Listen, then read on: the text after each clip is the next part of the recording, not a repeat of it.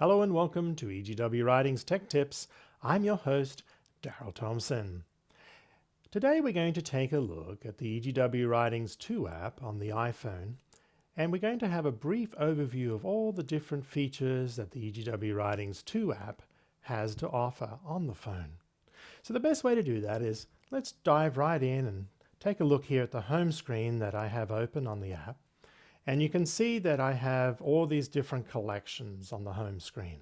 I have my library, I have all collections, I have history, I have study center, I have subscriptions, I have audiobooks, I have listening history, I have about Ellen White, and I have support. Now, these what I would call the different collections on the main menu.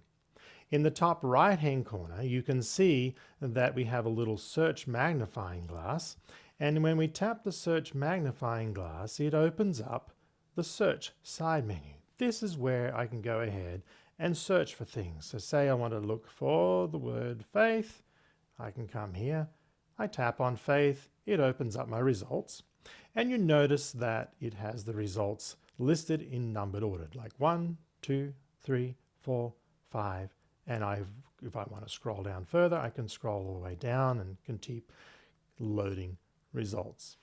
Now at the very bottom, you can see the total number of results that I have in the EGW collection.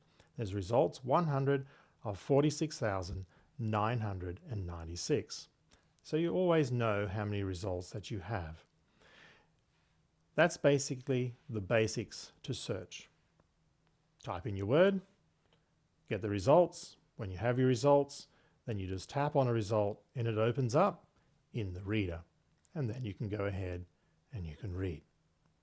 Now you notice that when I'm in the reader here, you can see that I've highlighted some things, and this is the study center. But if I want to scroll, I scroll down vertically through the app. Now you'll notice that in the reader you have Bible texts and they are highlighted. If I want to open this Bible text up, I just tap on it and it will ask me, do I want to open it in a new screen or in a split screen? Now I can also tap remember that choice. So let's say for example that I tap remember my choice and I tap in a split screen. You'll notice now the app opens up the Bible text in the below. So right there I have Nehemiah 9:20 in below. And I can scroll up and you can see here. Now there's two ways that I can go back to full screen. I can tap the little maximize there. All right. And it will take me back to my reader. Or I could have, when I come back, I'll just tap the text again and it opens in a split screen. I could have just tapped the back arrow and it also takes me back to the full screen. So in a mobile view, you can see how you can go split screen. Now there's a couple other features in the reader which are great. At the top of the header here, you tap the little title bar and it will give you all of the chapter listings. So you can scroll through and you could jump down to chapter 10. Now something else that you notice in the iPhone here is that when you open up to the beginning of the chapter, it puts half of the split cover of the book right there. And as I start to scroll up, you can see how it slowly covers over and hides. And then as I scroll through, you notice how the header collapses back in. And if I come back down, it shows. If I scroll up, it hides. Now, if I want to go back to search, I can either scroll down, or if I'm in the process of scrolling down, I can tap the screen, and tapping the screen also brings up the header and the footer. Now down in the bottom right hand corner, I can click on next to go to my next search result, because remember we're looking for faith, and I can step through my search results here. And if I'm here in the book where I want to be, I can scroll through and continue on to the bottom of the chapter.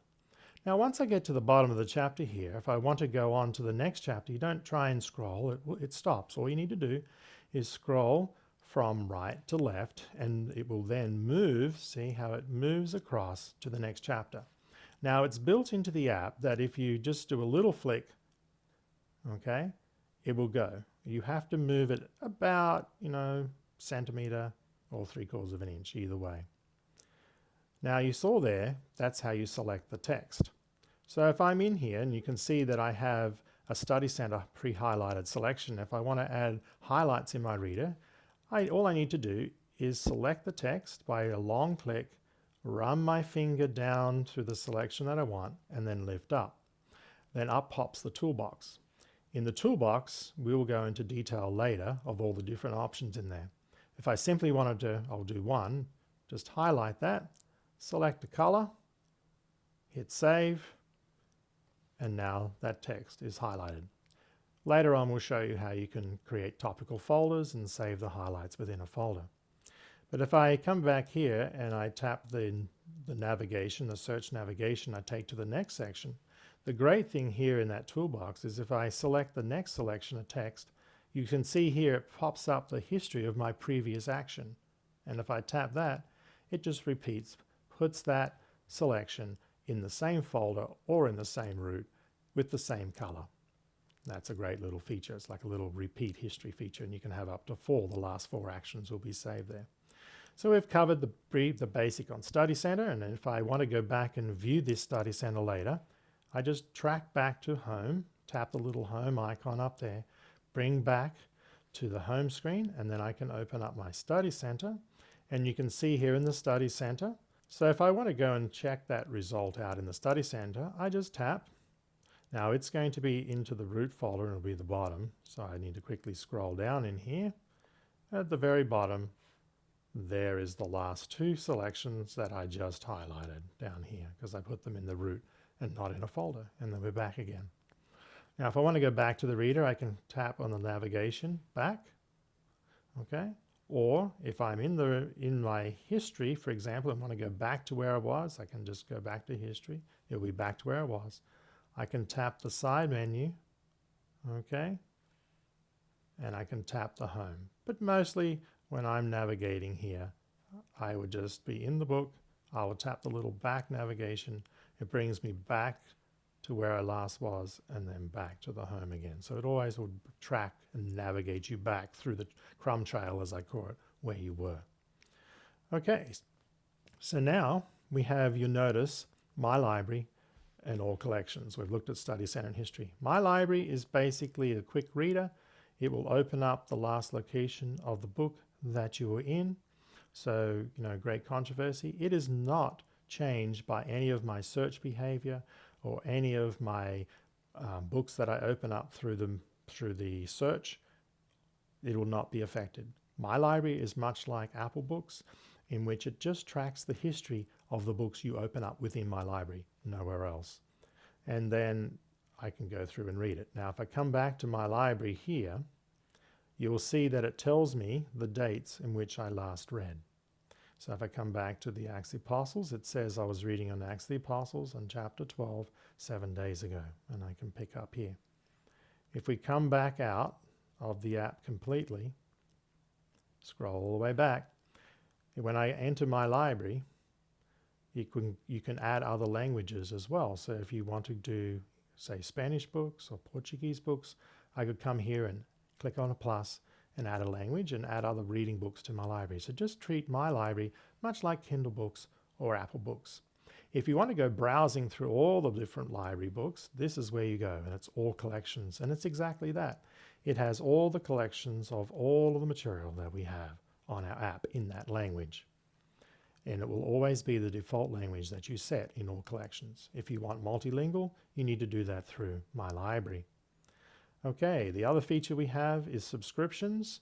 It provides you Thought for the Day, King James Version, which is your Bible readings, Patriarchs and Prophets, which is your Ellen G. White reading plans, and then daily devotionals. So they're the different things that you can subscribe to. So like Thought for the Day, I open it up, and there's my Thought for the Day. Okay, I'm just going to click on the home icon there to go back to the home screen. And you have audiobooks. Now, the great thing about audiobooks, you can see all the listing of all the books that we have. We have 228 English books. If I tap on Patriarchs and Prophets, and then I hit chapter 1, it will start to play. And if I tap chapter 1 again, then you just open it up and you can read along and listen at the same time. If you want to pause it, You just hit the little pause icon there and it stops. Let's track back once again to the home screen. So with listening history, you notice that a minute ago we were in Patriarchs and Prophets, and you can see that it was 13 seconds that we were up to. If I tap there, it would just pick up from exactly where I left off, and that's listening history. So let me just pause that, go back to the home screen. Then we have About Ellen White, and we have Support. And Support is where you can go out and you can contribute, or you can click on the Contact Us. So if you want to make a donation, you can do it securely through our PayPal donation site. The app does cost a lot to produce and to maintain, and that's where we're quite happy to accept your donations. Or you can click on the little Contact Us link there, and you can reach out to us and send us an email. Now, I just wanted to go through to the side menu. You know that we did come there in the side menu and did search, but if you want to do your settings, sign into the app, this is where you'll sign into the app so you can sync all your content in the cloud. This is another link to the Study Center that you saw on the home menu. This is where you'll download all your books in the Download Manager. This is Search, this is User Manual, and this is your subscriptions. This is your last listening audiobook, and this is all of your history, reading history. Okay, so the one thing that I wanted to show you is some people like to download the books and take them offline. Now that is done in here in the All Collections, or you can do it in the side menu Download Manager, either way. So in the Download Manager, it just lists all the books one by one, not by collection. But if you want to do it by a whole collection, you come here into the All Collections, open it up, and you'll notice the little download arrows at the end here. So if I tap, like say in Devotional, a little download arrow there, you can see how it loads up the devotionals here. And if I want to select all the devotionals, I would just click Select All, and I'd come down the bottom and click Download. If I just wanted to select a single book, I'll unselect, select a single book, and then I just go down the bottom and click Download. It gives me the size of the book that it's going to take in the memory, and then I just click OK. And you can see it's loading now, and now it's here in the downloaded books. And if I track back into All Collections and then go to Devotionals, you notice we had one, now we have two, because we have downloaded the book. I can also download it from this screen here. You can see the books that are not downloaded have the little tiny cloud icon there, and I can tap on the cloud icon and download the book individually there, right from my bookshelf. So in here, I'll just cancel. In each of the collections, when I come in All Collections and open up, you have your bookshelf here, and you can see all the books in each collection. I can track back. I can go to pamphlets. You can see all the pamphlets load. I can come in here. I can go to manuscript releases and so on. If you want to read it in there, if it's not downloaded, it's okay. This is the download and information screen. You can download again from here, or you can tap Read Online. You can either read here by tapping on the read, or if you want to listen, you can tap the play there. So that's the overview of the EGW Writings 2 app. We have gone through and looked at all the different basic functions and features that the app has to offer. So as you use the EGW Writings 2 app on your iPhone from day to day, I hope that you get to enjoy and love it as much as we do, that it brings you many, many hours of blessings as you read the precious writings that have been written by Ellen White from the messages that God gave her. Thank you for joining us. Have a nice day.